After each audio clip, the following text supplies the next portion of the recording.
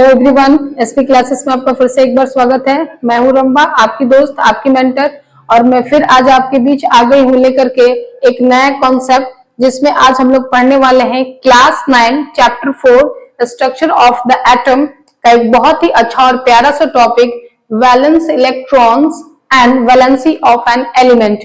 यानी कि आज वैलेंस इलेक्ट्रॉन और वैलेंसी को हम लोग बहुत ही अच्छे से समझेंगे और आज के वीडियो में हम ये कंफ्यूजन दूर कर लेंगे कि वैलेंस इलेक्ट्रॉन और वैलेंसी में क्या डिफरेंस होता है।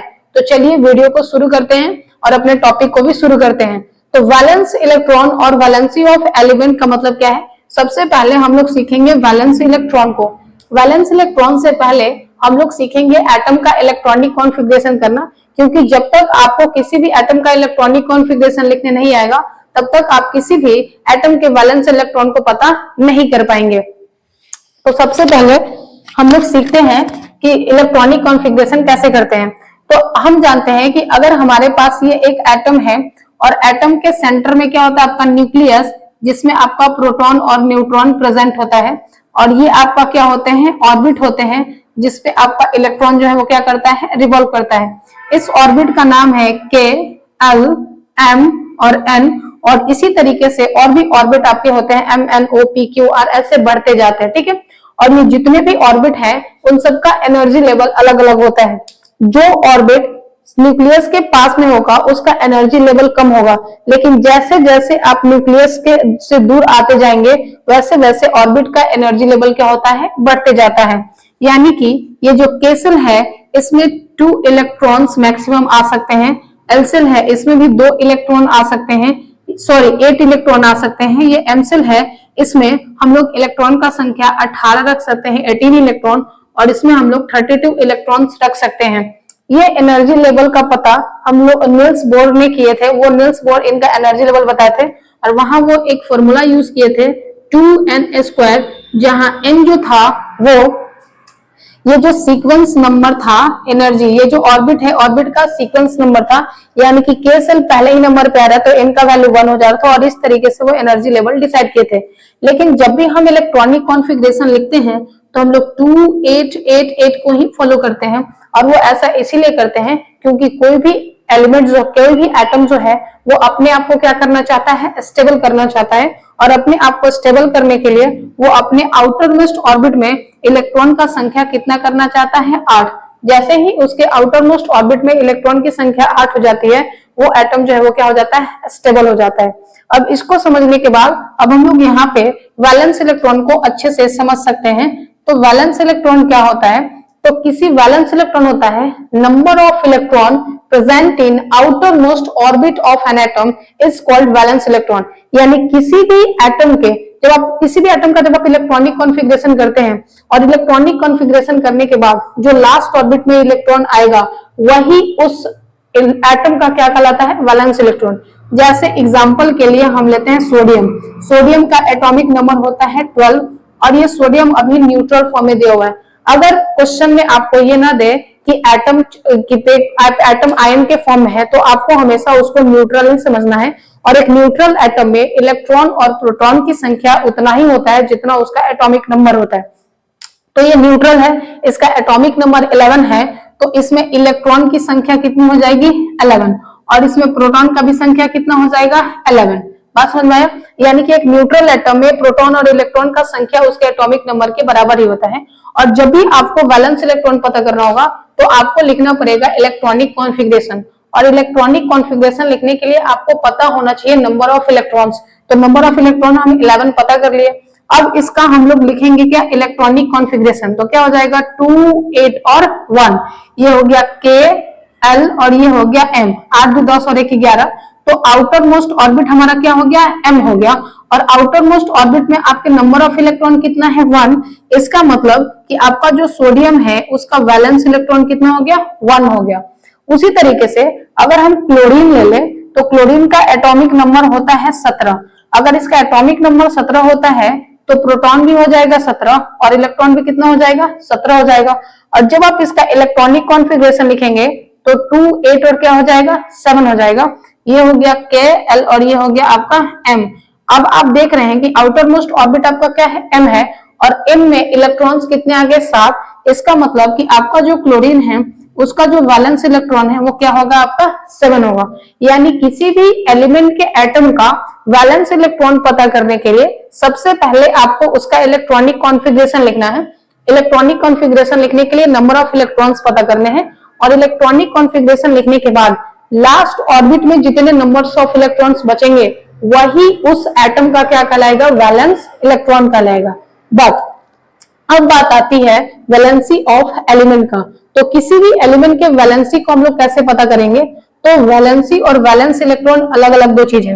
वैलेंस इलेक्ट्रॉन सिर्फ इतना होता है कि किसी भी एटम के जो लास्ट ऑर्बिट में नंबर ऑफ इलेक्ट्रॉन्स होंगे वो वैलेंस इलेक्ट्रॉन कहलाएंगे।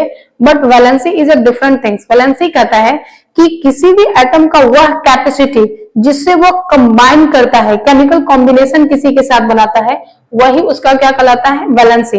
यानी कि the capacity of an element to combine और take part in a chemical reaction, उसी को हम लोग क्या कहेंगे, वैलेंसी कहेंगे। क्या कहेंगे, वैलेंसी ऑफ एन एलिमेंट। तो किसी भी एलिमेंट का हम लोग वैलेंसी कैसे पता करते हैं, इसको भी सीखने के लिए आपको सबसे पहले एक कॉन्सेप्ट जानना होगा। और वो कॉन्सेप्ट क्या है, सबसे पहले हम उस कॉन्सेप्ट को आपको बताते हैं। Valency of element. Valency of element को जानने के लिए सबसे पहले आप ये जाने कि अगर आपके पास कोई क्या है, मेटल है, या आप ये कह दें कि अगर किसी एटम के लास्ट ऑर्बिट में numbers of electrons, number of electron कितना है, 1 है, 2 है, 3 है या 4 है। अगर किसी एटम के लास्ट ऑर्बिट में नंबर ऑफ इलेक्ट्रॉन का संख्या 1, 2, 3 या 4 हो जाए तो उस केस में वैलेंस इलेक्ट्रॉन और वैलेंसी दोनों बराबर होता है उस एटम का। ये हुआ आपका पहला कॉन्सेप्ट। दूसरा कॉन्सेप्ट कहता है कि अगर किसी एटम के लास्ट ऑर्बिट में नंबर्स ऑफ इलेक्ट्रॉन का संख्या कितना हो जाए, 5 हो जाए, 6 हो जाए, 7 हो जाए या 8 हो जाए, तो उस कंडीशन में आपका जो वैलेंसी होता है वो होता है 8 minus number of electron present in outer most orbit. ये आपका कॉन्सेप्ट है। अभी हम आपको इसको बताते हैं, आपको अच्छे से समझ में आ जाएगा।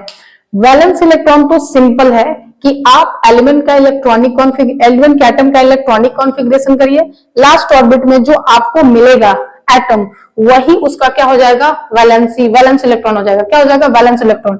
यानी कि वैलेंस इलेक्ट्रॉन बताने के लिए सिर्फ आपको लास्ट ऑर्बिट में देखना है, जितना इलेक्ट्रॉन आया वो उसका क्या हो जाएगा, वैलेंस इलेक्ट्रॉन। बट वैलेंसी ऐसा नहीं है।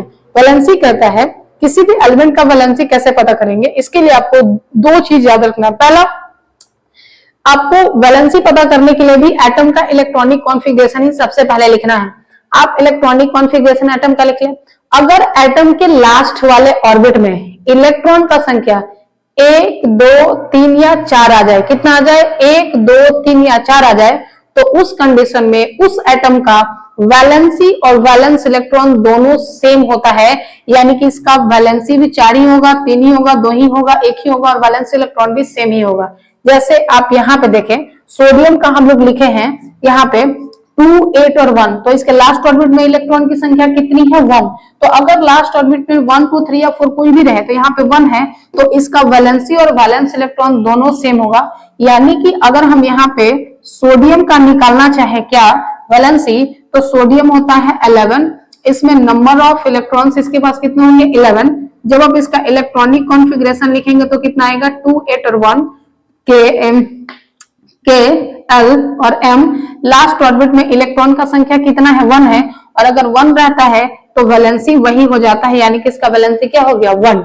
बट अगर लास्ट ऑर्बिट में नंबर ऑफ इलेक्ट्रॉन की संख्या 5, 6, 7 या 8 हो गई, तो उस कंडीशन में वैलेंस इलेक्ट्रॉन तो वही रहेगा लेकिन वैलेंसी बदल जाएगा, और वैलेंसी पता करेंगे जो लास्ट ऑर्बिट में इलेक्ट्रॉन होगा उसको 8 में से सब्ट्रैक्ट करके, यानी कि 8 minus number of electron present in outer most orbit.